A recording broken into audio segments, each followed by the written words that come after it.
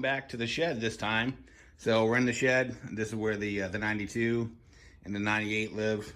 So what we're talking about today is how do you wire in an electric shield on one of these older Polaris wedges. And this is the same process, whether it's a wedge, an evolved, an aggressive, an edge, anything like that. I see this question posted all the time in the various forums. You know, how do I install a shield, right? And there's a lot of crazy ideas and solutions out there. Some people say, "Oh, just tap into the lighting circuit. Oh, cut into the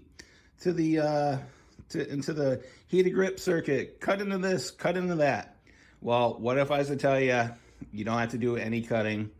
You can do this in 5 minutes or less with no splicing, no hacking up the original Polaris wiring, and literally you can do this in 5 minutes and then you're done, right? So let's talk about how the electrical works on these wedge sleds. So with the hood,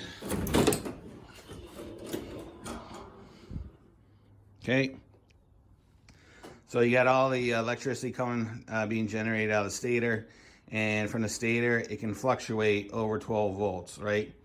So what happens is all the electrical feed for the heater controls, the lighting, brake lights, headlights, all that stuff, before it goes into anything else, all the voltage gets passed through the voltage regulator, which is right down there on the right hand side.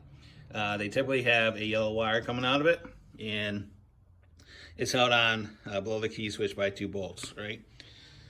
So the way this works is excess voltage is popped into the voltage regulator, and essentially that voltage regulator is like a voltage wick.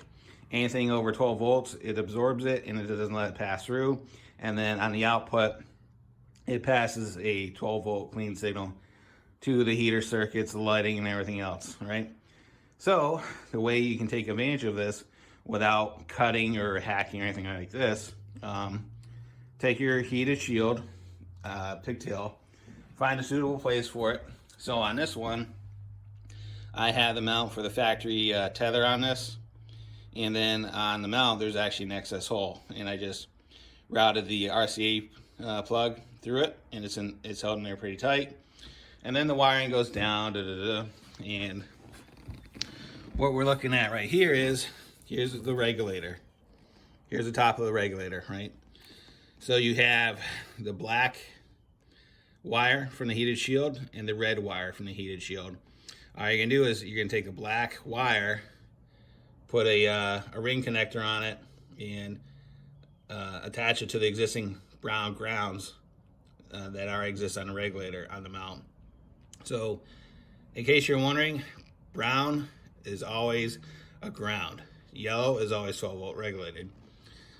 So for the red wire, all you're gonna do is you're gonna strip about a 1/2 inch off of it, unplug the yellow wire going into the harness for the sled, and take the red wire, insert it into the harness, and then you're gonna take the yellow wire, the yellow wire, and plug it back into the yellow wire coming from the regulator, and plug it back into the harness.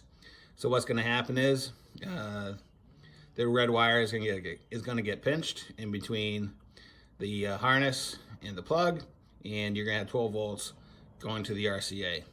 And like I said, this is the correct way to do it.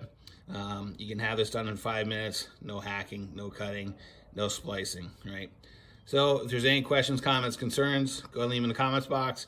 I'll get back to you as soon as I can. And as always, thanks for watching and have a great day. See ya.